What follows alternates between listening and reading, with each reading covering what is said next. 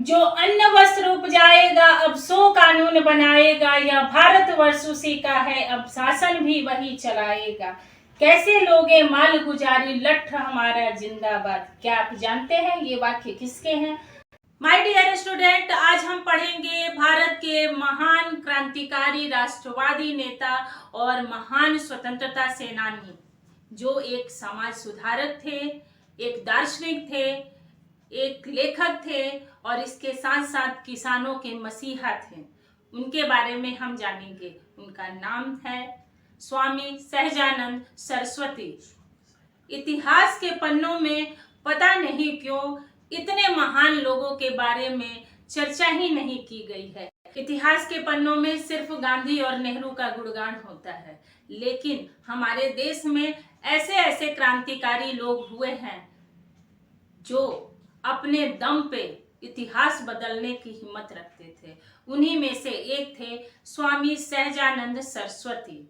स्वामी सहजानंद सरस्वती को आज के युवा पीढ़ी को पढ़ना बहुत जरूरी है, क्योंकि वो एक युवा क्रांतिकारी थे। वो जोश को भर देने वाले थे और जिस समाज से वो आते थे उसी समाज के खिलाफ उठ खड़े होते हैं। उसमें छिपी बुराइयों को समाज के सामने उजागर करते हैं।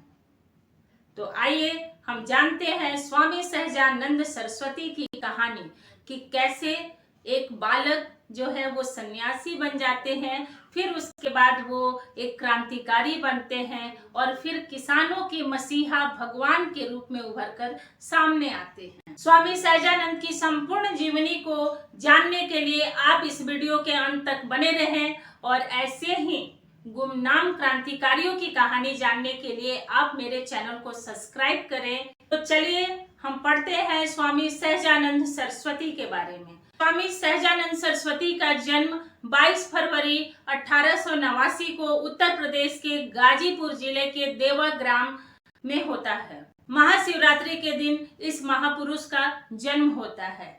इनके पिताजी का नाम बेनी राय था। इनकी माता का नाम का कहीं उल्लेख नहीं मिलता, क्योंकि इनके जन्म के कुछ समय बाद ही इनकी माता की मृत्यु हो जाती है। प्राप्त जानकारियों के अनुसार उनके जन्म के 3 वर्ष बाद उनकी माता का देहांत हो जाता है। स्वामी जी के बचपन का नाम नौरंग राय था।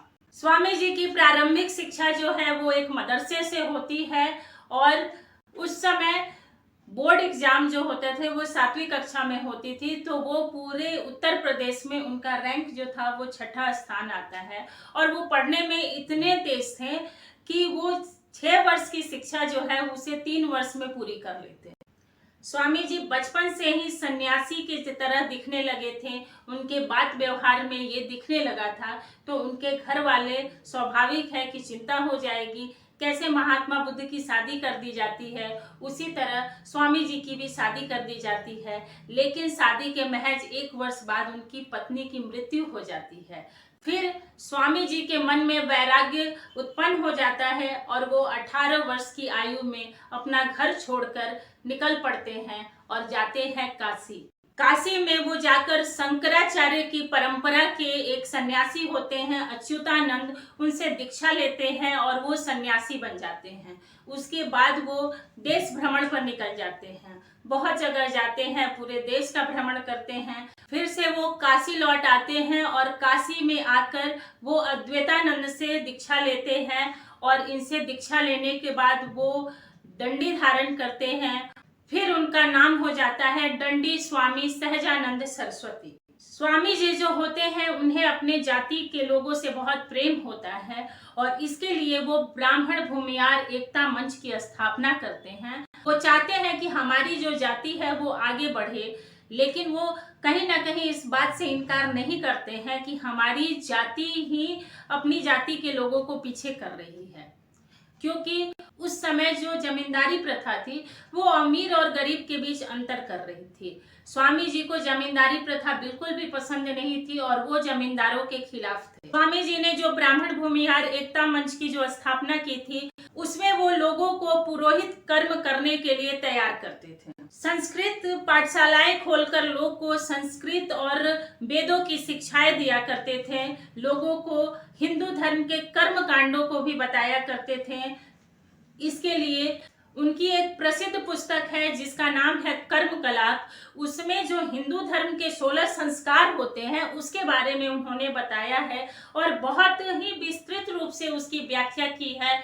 यह पुस्तक जो है वो 1200 पृष्ठों की एक पुस्तक है और इसमें बताया गया है कि हिंदू धर्म के लोग जो हैं वो किस तरह से अपने संस्कार कर सकते हैं। हमारे धर्म में 16 प्रकार के संस्कार बताए गए हैं, तो इसकी व्याख्या उसमें स्वामी जी ने की है। स्वामी जी एक लेखक थे, तो लोगों के विशेष आग्रह पे वो भूमिहार ब्राह्मण परिचय नाम का एक ग्रंथ लिखते हैं। बाद में जब उसका संपादन होता है तो वो ब्रह्मसी वंश परिचय के नाम से उस पुस्तक का प्रकाशन होता है। ओंकार नामक एक पत्रिका निकालते हैं और वो अपनी आत्मकथा भी लिखते हैं जिसका नाम है मेरा जीवन संघर्ष। स्वामी जी सन 1920 तक दरभंगा में रहते हैं और वहाँ पे वो वेद पुराणों मीमांसा और संस्कृत का अध्ययन करते हैं। फिर उसके बाद उनका जो है राजनीति में पदार्पण होता है। तो उनका राजनीति में पदार्पण कैसे होता है ये अब हम जानेंगे। होता ये है कि 5 सितंबर सन 1920 को उनकी मुलाकात जो है वो महात्मा गांधी से पटना में होती है। और पटना में किस स्थान पे होती है? मौलाना मजरूल हक के निवास पे होती है, जो अब सदाकत आश्रम बन गया है। और वहीं पे वर्तमान में उसी स्थान पर कांग्रेस का प्रदेश मुख्यालय है। स्वामी जी गांधी जी से मिलते हैं। गांधी जी उनके व्यक्तित्व से काफी प्रभावित होते हैं और वो उन्हें कांग्रेस में आने का निमंत्रण देते हैं। गांधी जी के निमंत्रण पे स्वामी जी कांग्रेस में सम्मिलित होते हैं और वो गाजीपुर के अध्यक्ष बनाए जाते हैं। उसके बाद स्वामी जी अपने दल बल के साथ अहमदाबाद के कांग्रेस के अधिवेशन में पहुंचते हैं। स्वामी जी का मुख्य कार्यस्थल जो होता है वो बक्सर जिले का सिमरी गांव होता है और गाजीपुर जिले का बिशंभरपुर गांव होता है, जहां पर रहकर वो किसानों की समस्याओं को सुलझाने की कोशिश करते हैं। और वहीं पे वो अपना एक अखबार भी निकालते हैं और उस अखबार का नाम होता है भूमिहार ब्राह्मण अखबार। लेकिन होता यह है कि उनका एक सहयोगी होता है, वो उसे हड़प लेता है। स्वामी जी अब कांग्रेस में सम्मिलित हो चुके हैं और वो गांधी जी के आदर्शों पर चलते हैं और उन्हीं के आदर्शों पर चलते हुए वो पटना के बिहटा में सीताराम आश्रम की स्थापना करते हैं, जहां से वो अपने स्वतंत्रता संग्राम के कार्य का संचालन करते हैं। बाद में यहीं से वो किसान आंदोलन का भी संचालन करते हैं। स्वामी जी जब नमक सत्याग्रह चल रहा होता है तो वो अमहरा गांव में वहां पे नमक कानून का उल्लंघन करते हैं, जिसके लिए उन्हें बंदी बना लिया जाता है और उन्हें पटना के बांकीपुर जेल भेज दिया जाता है। स्वामी जी कई बार जेल जाते हैं। आखिरी बार स्वामी जी सन 1940 में हजारीबाग के जेल में जाते हैं, जो वर्तमान समय में हजारीबाग सेंट्रल जेल के नाम से जाना जाता है। तो वो उनका आखिरी सजा होता है, लेकिन उन्हें 2 वर्ष की सश्रम सजा दी जाती है। वहीं पे उनकी मुलाकात जो है कई नेताओं से होती है, जयप्रकाश जी से होती है। सन 1934 में एक बहुत ही भयंकर भूकंप आता है मुंगेर में और इतना भयंकर भूकंप होता है ये कि इसमें जान माल की बहुत क्षति होती है। लेकिन वहां पे जो जमींदार होते हैं वो गरीब किसानों से तब भी जो है वो लगान लेते रहते हैं। स्वामी जी वहां जाते हैं और वहां लोगों की सेवा करते हैं, वहां की व्यवस्था को ठीक करने की कोशिश करते हैं। लेकिन जब देखते हैं कि जमींदार यहाँ पूरी तरह से हावी हैं और गरीब किसानों का शोषण किया जा रहा है, तो वो महात्मा गांधी से मिलने की कोशिश करते हैं और महात्मा गांधी से मिलते हैं और सारी समस्या को बताते हैं। लेकिन उन्हें दुख तब होता है जब महात्मा गांधी को मुंगेर में हुए इस प्रलयकारी भूकंप के बारे में पता नहीं हो। स्वामी जी जो होते हैं वो थोड़े इमोशनल इंसान होते हैं, उन्हें ये चीज बुरी लगती है, लेकिन फिर भी वो खुद को संभाल लेते हैं और गांधी जी से बोलते हैं कि गांधी जी आपने इतने बड़े बड़े किसान आंदोलन किए हैं, आपने चंपारण में किया है, खेड़ा में किया है, तो चलिए हम लोग जमींदारों के खिलाफ जो है एक आंदोलन चलाते हैं ताकि गरीब किसानों का कुछ भला हो सके। लेकिन गांधी जी इससे मना कर देते हैं और कहते हैं कि ठीक है, मैं दरभंगा महाराज से बात करूंगा कि वो किसानों की खाने पीने की कुछ व्यवस्था करें, उनके लिए अन्न कपड़े इत्यादि मुहैया कराएं। इस बात से स्वामी जी बहुत नाराज हो जाते हैं और वहां गांधी जी को बोलते हैं कि अब मेरा आपसे मोह भंग हो गया, मैंने देख लिया, मैंने आपको खिलाफत आंदोलन में भी देखा था। क्योंकि क्या होता है कि जब हम किसी से अलग होते हैं तो हमें उनमें त्रुटियां नजर आने लगती हैं।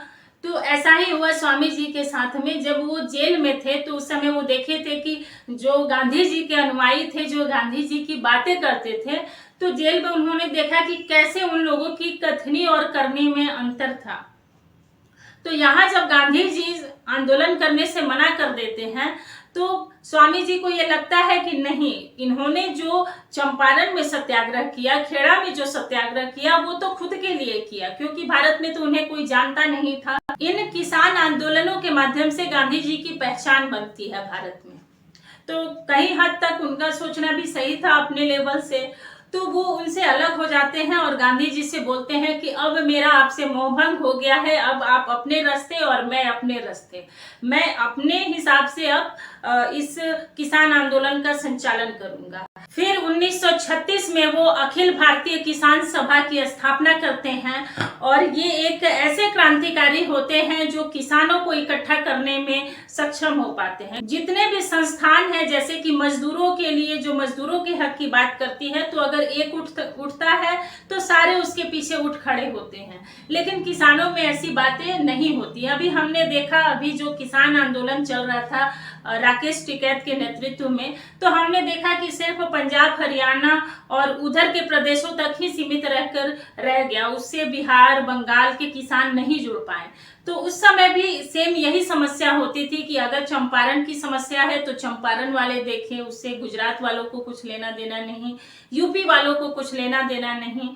तो उस समय भी इसी तरह की समस्या थी। तो स्वामी जी ने जो थे वो अखिल भारतीय किसान सभा की स्थापना की और इसके तहत बहुत सारे किसानों को जोड़ा।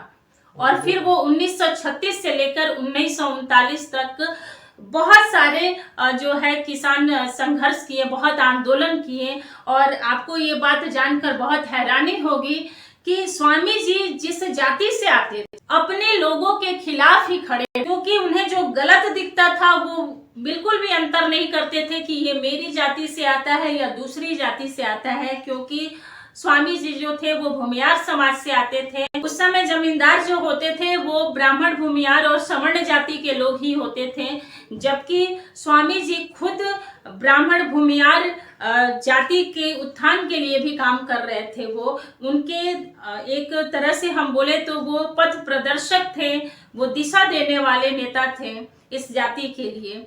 लेकिन फिर भी देखिए, मतलब कितनी अच्छी बात है कि वो अगर गलत कोई कर रहा है तो वो ये भी नहीं देखते थे कि सामने वाला मेरा अपना है या दूसरा है, वो उसके खिलाफ खड़े हो जाते थे। स्वामी जी की नजर में जो गलत है वो गलत है और वो गलत के खिलाफ हमेशा खड़े रहते थे।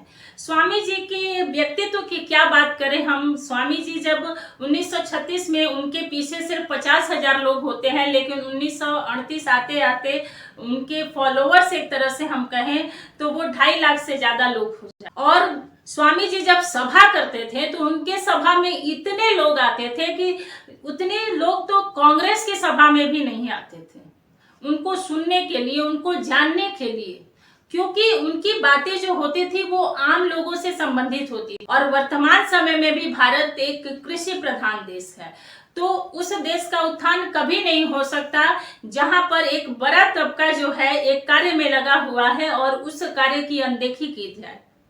हम शायद तब तक विकासशील देश रहेंगे जब तक हमारे यहाँ गांवों का उत्थान नहीं होगा, किसानों का उत्थान नहीं होगा, तब तक हम विकासशील ही रहेंगे, विकसित नहीं होंगे। अगर हमें विकसित होना है तो स्वामी सहजानंद के पथ चिन्हों पर चलना होगा, किसानों की समस्याओं को कम करना होगा, तो हमें स्वामी जी के पद चिन्हों पे चलना होगा। स्वामी जी ने कहा था, एक नारा दिया था, जो अन्न वस्त्र उपजाएगा अब सो कानून बनाएगा, यह भारतवर्ष उसी का है अब शासन भी वही चलाएगा। कि अब मालगुजारी कैसे लोगे, लठ हमारा जिंदाबाद।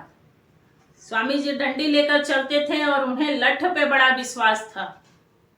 स्वामी जी अपने पद चिन्हों पे इतनी हिमाकत रखते थे कि अपने साथ एक पूरी जनता को लेकर चल सके। तभी तो हम देखते हैं कि उनकी फॉलोवर्स की संख्या जो है वो लाखों लाख हो जाती है। और इसी चीज से जो है वो अंग्रेज घबरा जाते हैं और उन्हें 1940 में जेल की सजा दे दी जाती है। और वो जेल की सजा भी दी जाती है वो सश्रम हो। जेल के अंदर उनसे बहुत सारे काम कराए जाते थे और उन्हें शारीरिक प्रताड़ना भी दी जाती थी। स्वामी जी हमेशा किसानों के हिमायती रहे, तभी तो वो किसान नेता कहलाए, किसानों के भगवान कहलाए। उनके दाहिने हाथ कहे जाते थे सूरज नारायण शर्मा। वो उनके नाम पे और आचार्य विनोबा भावे के नाम पर जो है वो कॉलेज बनवाते हैं। फिर वो दिन आ जाता है जिस दिन स्वामी सहजानंद जी इस दुनिया को अलविदा कह देते हैं। उच्च रक्तचाप की वजह से 26 जून 1950 को मात्र 61 वर्ष की उम्र में उनका देहांत हो जाता। तो ये थी स्वामी सहजानंद सरस्वती जी की कहानी, जो एक महान क्रांतिकारी थे, एक समाज सुधारक थे, एक दार्शनिक थे, एक कवि थे और एक किसानों के भगवान थे, किसान नेता थे। तो आपको मेरा आज का वीडियो कैसा लगा आप मुझे कमेंट करके जरूर बताएं। आप मेरे चैनल को सब्सक्राइब करें। धन्यवाद। जय हिंद, जय भारत।